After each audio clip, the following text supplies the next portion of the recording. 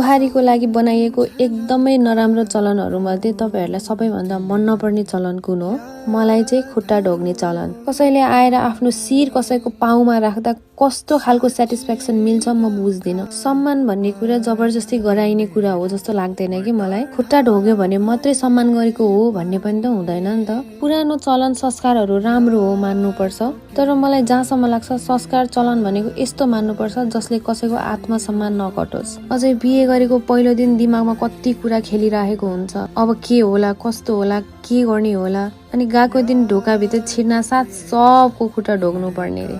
मलाई जहाँसम्म लाग्छ सम्मान देखाउन मन चाहिन्छ, खुट्टा चाहिँदैन होला। आशीर्वाद लिनुपर्छ, मान्नुपर्छ, तर आफ्नो शिरहरूको खुट्टामा राखेर चाहिँ होइन। मलाई चाहिँ यो चलनदेखि एकदमै ठुलो समस्या छ।